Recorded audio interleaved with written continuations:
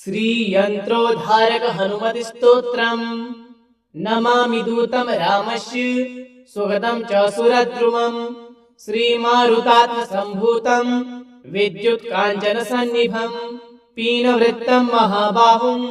सर्वशत्रुनिवारणं रामप्रियतमदेवं भक्ताभीष्टप्रदायकं नानारत्नसमायुक्तं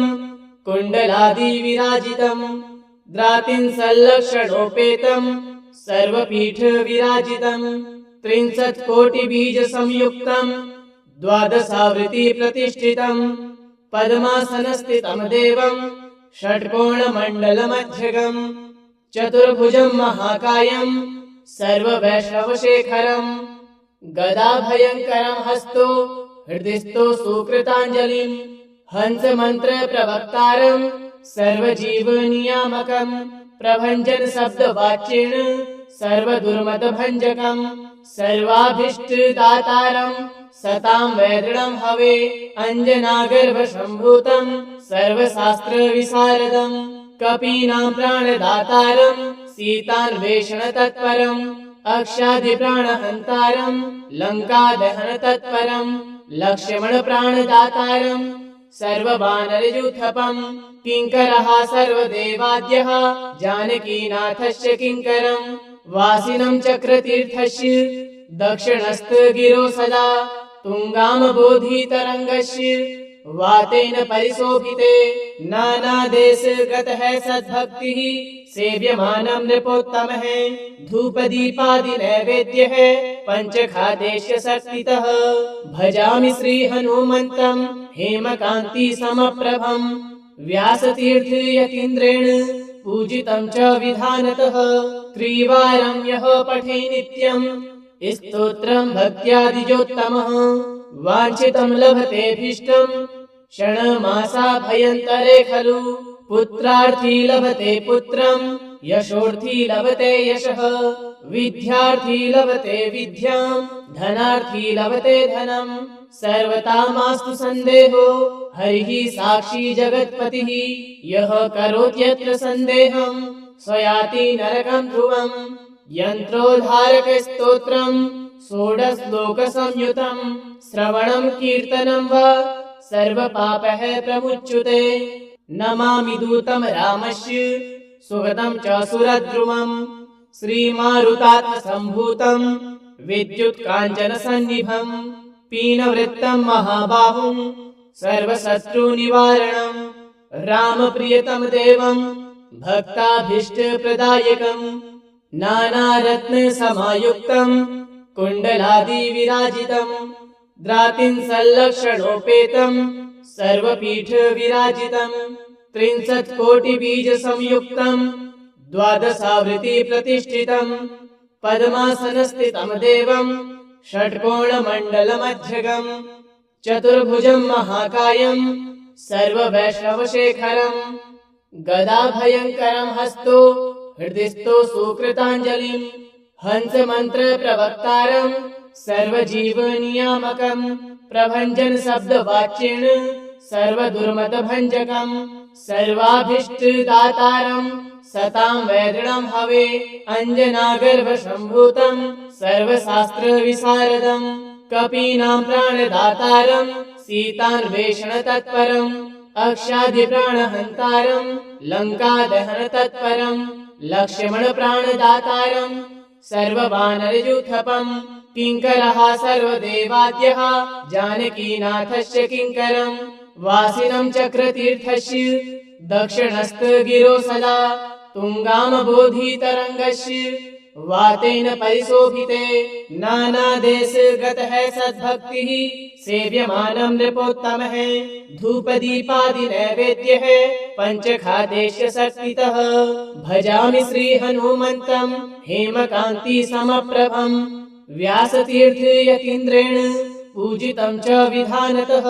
त्रिवारं यः पठे नित्यं स्तोत्रं भक्त्यादिजोत्तमः वाञ्छितं लभतेऽभीष्टं क्षणमासाभयन्तरे खलु पुत्रार्थी लभते पुत्रं यशोर्थी लभते यशः विद्यार्थी लभते विद्यां धनार्थी लभते धनं सर्वथा मास्तु सन्देहो हरिः साक्षी जगत्पतिः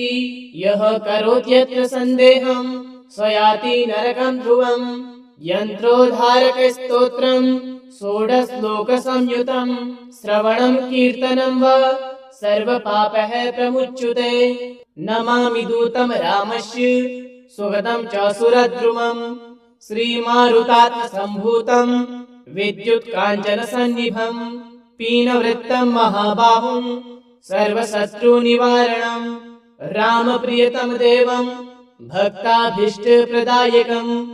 नानारत्नसमायुक्तम् कुण्डलादिविराजितम्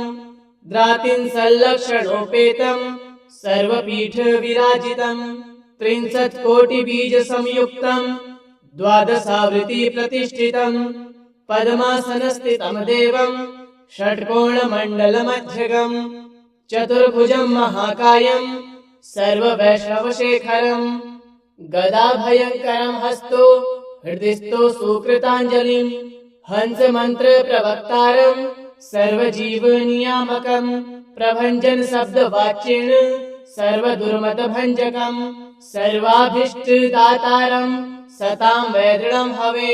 अञ्जनागर्भसम्भूतम् सर्वशास्त्रविशारदम् कपीनाम् प्राणदातारम् सीतान्वेषणतत्परम् अक्षादिप्राणहन्तारम् लङ्कादहनतत्परम् लक्ष्मणप्राणदातारम् सर्ववानरयूथपम् किङ्करः सर्वदेवाद्यः जानकीनाथस्य किङ्करम् वासिनम् चक्रतीर्थस्य दक्षिणस्थगिरो सदा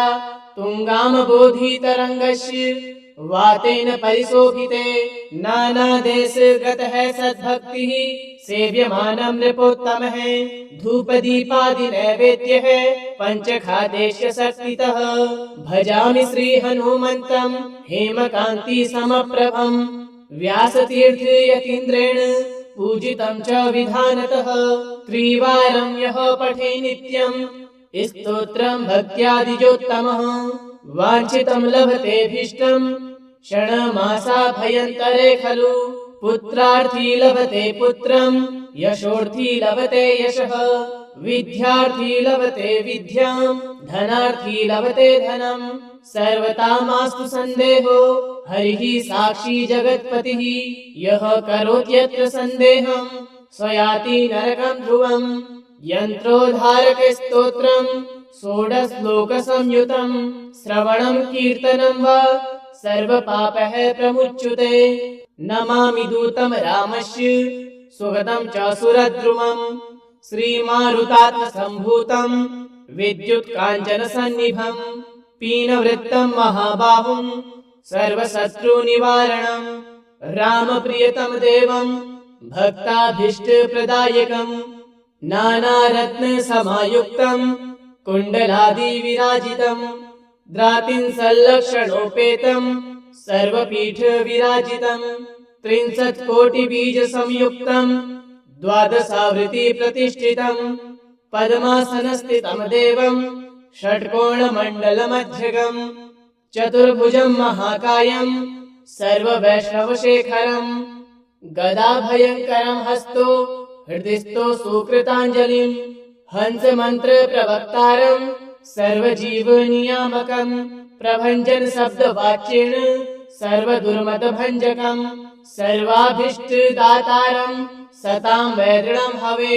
अञ्जनागर्भसम्भूतम् सर्वशास्त्रविशारदम् कपीनाम् प्राणदातारम् सीतान्वेषणतत्परम् अक्षादिप्राणहन्तारम् लङ्कादहनतत्परम् लक्ष्मणप्राणदातारम् सर्ववानरयूथपम् किङ्करः सर्वदेवाद्यः जानकीनाथस्य किङ्करम् वासिनम् चक्रतीर्थस्य दक्षिणस्थगिरो सदा तुङ्गामबोधितरङ्गस्य वातेन परिशोभिते नानादेशगतः सद्भक्तिः सेव्यमानम् नृपोत्तमः धूपदीपादिनैवेद्यः पञ्चखादेश्य शक्तितः भजामि श्रीहनुमन्तम् हेमकान्तिसमप्रभम् व्यासतीर्थयतीन्द्रेण पूजितम् च विधानतः त्रिवारम् यः पठे नित्यम् स्तोत्रम् भक्त्यादिजोत्तमः वाञ्छितं लभतेऽभीष्टं क्षणमासाभयन्तरे खलु पुत्रार्थी लभते पुत्रं यशोर्थी लभते यशः विद्यार्थी लभते विद्यां धनार्थी लभते धनं सर्वतामास्तु सन्देहो हरिः साक्षी जगत्पतिः यः करोत्यत्र सन्देहं स्वयाति नरकं ध्रुवम् यन्त्रोद्धारकस्तोत्रं षोडशश्लोकसंयुतं श्रवणं कीर्तनं वा सर्वपापः प्रमुच्यते नमामि दूतं रामस्य सुगतं च सुरद्रुमम् श्रीमारुतात्मसम्भूतं विद्युत्काञ्चनसन्निभं पीनवृत्तं महाबाहुं सर्वशत्रुनिवारणं रामप्रियतम देवं भक्ताभीष्टप्रदायकं नानारत्नसमायुक्तं कुण्डलादिविराजितं द्रातिंसल्लक्षणोपेतं सर्वपीठविराजितं 30,000,000बीजसंयुक्तं द्वादशावृत्तिप्रतिष्ठितं पद्मासनस्थितं देवं षट्कोणमण्डलमध्यगं चतुर्भुजं महाकायं सर्ववैष्णवशेखरं गदाभयङ्करं हस्तो हृदिस्थो सुकृताञ्जलिं हंसमन्त्रप्रवक्तारं सर्वजीवनियामकं प्रभञ्जनशब्दवाच्येन सर्वदुर्मतभञ्जकं सर्वाभीष्टदातारं सतां वैदृढं हवे अञ्जनागर्भसम्भूतं सर्वशास्त्रविशारदं कपीनां प्राणदातारं सीतान्वेषणतत्परं अक्षादिप्राणहन्तारं लङ्कादहनतत्परं लक्ष्मणप्राणदातारं सर्ववानरयूथपं किङ्करः सर्वदेवाद्यः जानकीनाथस्य किङ्करं वासिनं चक्रतीर्थस्य दक्षिणस्थगिरो सदा तुङ्गामबोधितरङ्गस्य वातेन परिशोभिते नानादेशगतः सद्भक्तिः सेव्यमानं नृपोत्तमः धूपदीपादिनैवेद्यः पञ्चखादेश्य शक्तितः भजामि श्रीहनुमन्तं हेमकान्तिसमप्रभं व्यासतीर्थयतीन्द्रेण पूजितं च विधानतः त्रिवारं यः पठे नित्यं स्तोत्रं भक्त्यादिजोत्तमः वाञ्छितं लभतेऽभीष्टं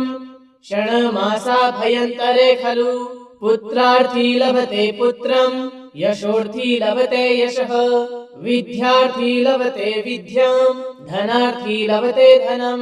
सर्वतामास्तु सन्देहो हरिः साक्षी जगत्पतिः यः करोत्यत्र सन्देहं स्वयाति नरकं ध्रुवम् यन्त्रोद्धारकस्तोत्रं षोडशश्लोकसंयुतं श्रवणं कीर्तनं वा सर्वपापः प्रमुच्यते नमामि दूतं रामस्य सुगतं च सुरद्रुमं श्रीमारुतात्मसम्भूतं विद्युत्काञ्चनसन्निभं पीनवृत्तं महाबाहुं सर्वशत्रुनिवारणं रामप्रियतम देवं भक्ताभीष्टप्रदायकं नानारत्नसमायुक्तं कुण्डलादिविराजितं द्रातिंसल्लक्षणोपेतं सर्वपीठविराजितं 30,000,000बीजसंयुक्तं द्वादशावृत्तिप्रतिष्ठितं पद्मासनस्थितं देवं षट्कोणमण्डलमध्यगं चतुर्भुजं महाकायं सर्ववैष्णवशेखरं गदाभयङ्करं हस्तो हृदिस्थो सुकृताञ्जलिं हंसमन्त्रप्रवक्तारं सर्वजीवनियामकं प्रभञ्जनशब्दवाच्येन सर्वदुर्मतभञ्जकं सर्वाभीष्टदातारं सतां वैदृढं हवे अञ्जनागर्भसम्भूतं सर्वशास्त्रविशारदं कपीनां प्राणदातारं सीतान्वेषणतत्परं अक्षादिप्राणहन्तारं लङ्कादहनतत्परं लक्ष्मणप्राणदातारं सर्ववानरयूथपं किङ्करः सर्वदेवाद्यः जानकीनाथस्य किङ्करं वासिनं चक्रतीर्थस्य दक्षिणस्थगिरो सदा तुङ्गामबोधितरङ्गस्य वातेन परिशोभिते नानादेशगतः सद्भक्तिः सेव्यमानं नृपोत्तमः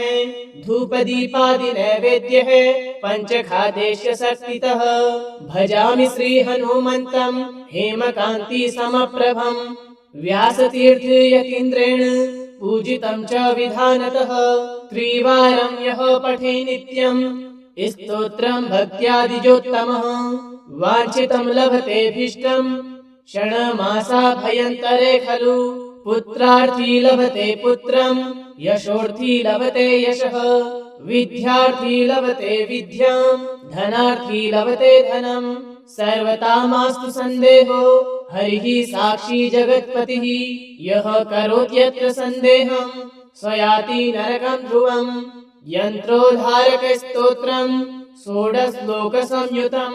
श्रवणं कीर्तनं वा सर्वपापः प्रमुच्यते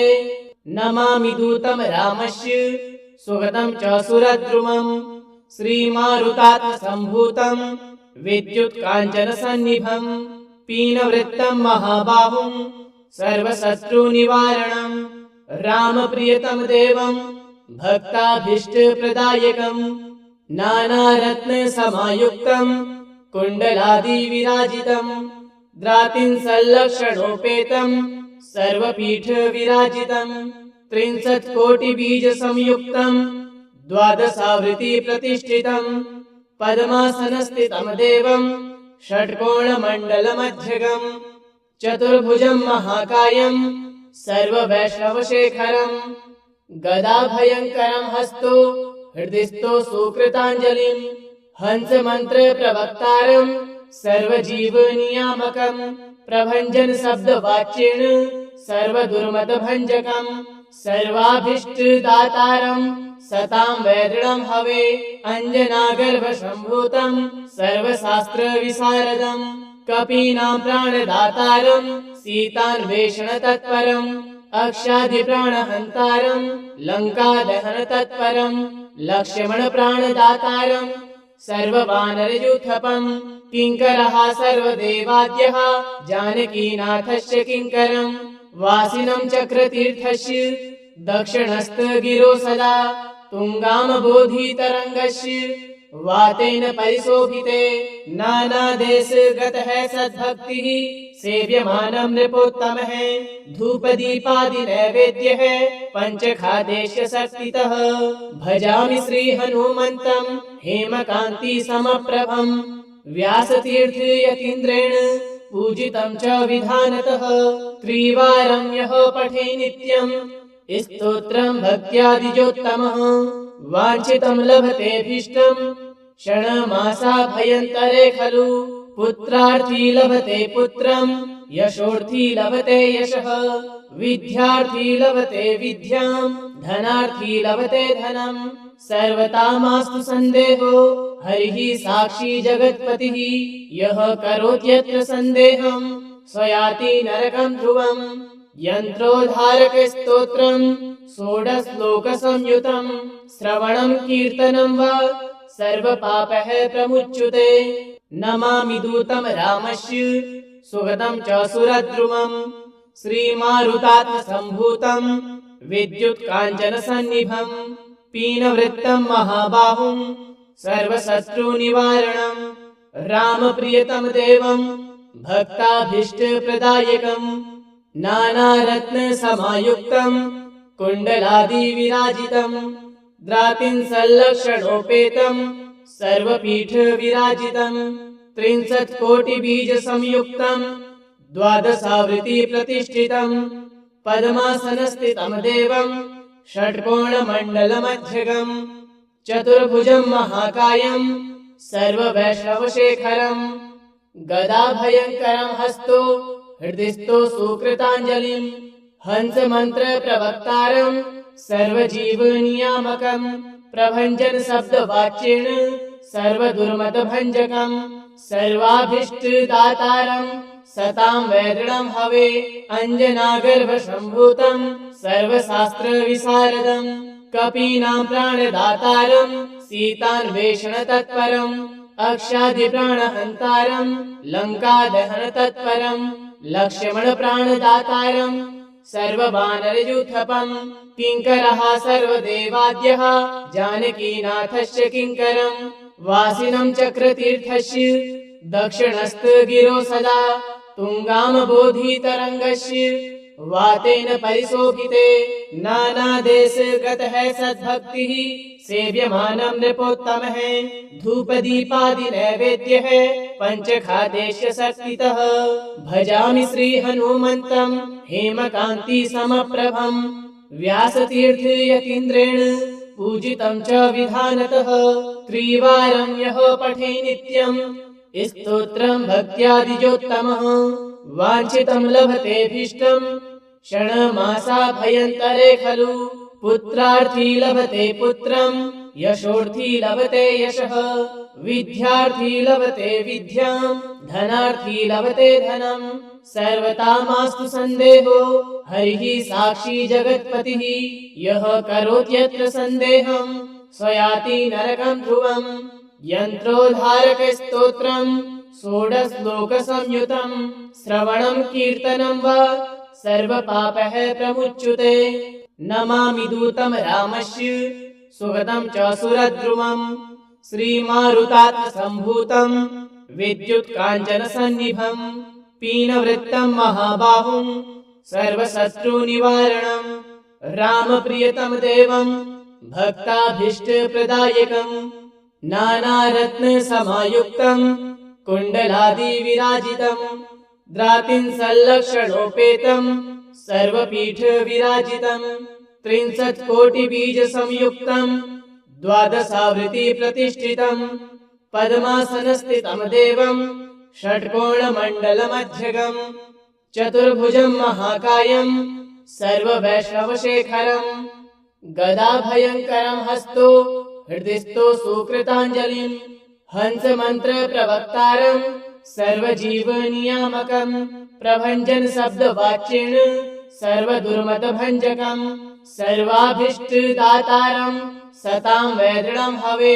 अञ्जनागर्भसम्भूतं सर्वशास्त्रविशारदं कपीनां प्राणदातारं सीतान्वेषणतत्परं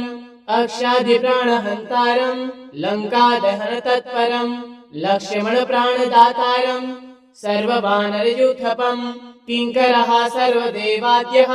जानकीनाथस्य किङ्करं वासिनं चक्रतीर्थस्य दक्षिणस्थगिरो सदा तुङ्गामबोधितरङ्गस्य वातेन परिशोभिते नानादेशगतः सद्भक्तिः सेव्यमानं नृपोत्तमः धूपदीपादिनैवेद्यः पञ्चखाद्यस्य शक्तितः भजामि श्रीहनुमन्तं हेमकान्तिसमप्रभं व्यासतीर्थयतीन्द्रेण पूजितं च विधानतः त्रिवारं यः पठे नित्यं स्तोत्रं भक्त्यादिजोत्तमः वाञ्छितं लभतेऽभीष्टं क्षणमासाभयन्तरे खलु पुत्रार्थी लभते पुत्रं यशोर्थी लभते यशः विद्यार्थी लभते विद्यां धनार्थी लभते धनं सर्वतामास्तु सन्देहो हरिः साक्षी जगत्पतिः यः करोत्यत्र सन्देहं स्वयाति नरकं ध्रुवम् यन्त्रोद्धारकस्तोत्रं षोडशश्लोकसंयुतं श्रवणं कीर्तनं वा सर्वपापः प्रमुच्यते नमामि दूतं रामस्य सुगतं च सुरद्रुमं श्रीमारुतात्मसम्भूतं विद्युत्काञ्चनसन्निभं पीनवृत्तं महाबाहुं सर्वशत्रुनिवारणं रामप्रियतं देवं भक्ताभीष्टप्रदायकं नानारत्नसमायुक्तं कुण्डलादिविराजितं द्रातिंसल्लक्षणोपेतं सर्वपीठविराजितं 63 कोटिबीजसंयुक्तं द्वादशावृत्तिप्रतिष्ठितं पद्मासनस्थितं देवं षट्कोणमण्डलमध्यगं चतुर्भुजं महाकायं सर्ववैष्णवशेखरं गदाभयङ्करं हस्तो हृदिस्थो सुकृताञ्जलिं हंसमन्त्रप्रवक्तारं सर्वजीवनियामकं प्रभञ्जनशब्दवाच्येन सर्वदुर्मतभञ्जकं सर्वाभीष्टदातारं सतां वैदृढं हवे अञ्जनागर्भसम्भूतं सर्वशास्त्रविशारदं कपीनां प्राणदातारं सीतान्वेषणतत्परं अक्षादिप्राणहन्तारं लङ्कादहनतत्परं लक्ष्मणप्राणदातारं सर्ववानरयूथपं किङ्करः सर्वदेवाद्यः जानकीनाथस्य किङ्करं वासिनं चक्रतीर्थस्य दक्षिणस्थगिरो सदा तुङ्गामबोधितरङ्गस्य वातेन परिशोभिते नानादेशगतः सद्भक्तिः सेव्यमानं नृपोत्तमः धूपदीपादिनैवेद्यः पञ्चखादेश्य शक्तितः भजामि श्रीहनुमन्तं हेमकान्तिसमप्रभं व्यासतीर्थयतीन्द्रेण पूजितं च विधानतः त्रिवारं यः पठे नित्यं स्तोत्रं भक्त्यादिजोत्तमः वाञ्छितं लभतेऽभीष्टं क्षणमासाभयन्तरे खलु पुत्रार्थी लभते पुत्रं यशोर्थी लभते यशः विद्यार्थी लभते विद्यां धनार्थी लभते धनं सर्वतामास्तु सन्देहो हरिः साक्षी जगत्पतिः यः करोत्यत्र सन्देहं स्वयाति नरकं ध्रुवं यन्त्रोद्धारकस्तोत्रं षोडशश्लोकसंयुतं श्रवणं कीर्तनं वा सर्वपापः प्रमुच्यते नमामि दूतं रामस्य सुगतं च सुरद्रुमं श्रीमारुतात्मसम्भूतं विद्युत्काञ्चनसन्निभं पीनवृत्तं महाबाहुं सर्वशत्रुनिवारणं रामप्रियतमदेवं भक्ताभीष्टप्रदायकं नानारत्नसमायुक्तं कुण्डलादिविराजितं द्रातिंसल्लक्षणोपेतं सर्वपीठविराजितं 63,00,000,बीजसंयुक्तं द्वादशावृत्तिप्रतिष्ठितं पद्मासनस्थितं देवं षट्कोणमण्डलमध्यगं चतुर्भुजं महाकायं सर्ववैष्णवशेखरं गदाभयङ्करं हस्तो हृदिस्थो सुकृताञ्जलिं हंसमन्त्रप्रवक्तारं सर्वजीवनियामकं प्रभञ्जनशब्दवाच्येन सर्वदुर्मतभञ्जकं सर्वाभीष्टदातारं सतां वैदृढं हवे अञ्जनागर्भसम्भूतं सर्वशास्त्रविशारदं कपीनां प्राणदातारं सीतान्वेषणतत्परं अक्षादिप्राणहन्तारं लङ्कादहनतत्परं लक्ष्मणप्राणदातारं सर्ववानरयूथपं किङ्करः सर्वदेवाद्यः जानकीनाथस्य किङ्करं वासिनं चक्रतीर्थस्य दक्षिणस्थगिरो सदा तुङ्गामबोधितरङ्गस्य वातेन परिशोभिते नानादेशगतः सद्भक्तिः सेव्यमानं नृपोत्तमः धूपदीपादिनैवेद्यः पञ्चखादेश्य शक्तितः भजामि श्रीहनुमन्तं हेमकान्तिसमप्रभं व्यासतीर्थयतीन्द्रेण पूजितं च विधानतः त्रिवारं यः पठे नित्यं स्तोत्रं भक्त्यादिजोत्तमः वाञ्छितं लभतेऽभीष्टं क्षणमासाभयन्तरे खलु पुत्रार्थी लभते पुत्रं यशोर्थी लभते यशः विद्यार्थी लभते विद्यां धनार्थी लभते धनं सर्वतामास्तु सन्देहो हरिः साक्षी जगत्पतिः यः करोत्यत्र सन्देहं स्वयाति नरकं ध्रुवं यन्त्रोद्धारकस्तोत्रं षोडशश्लोकसंयुतं श्रवणं कीर्तनं वा सर्वपापः प्रमुच्यते इति श्री हनुमति स्तोत्रम्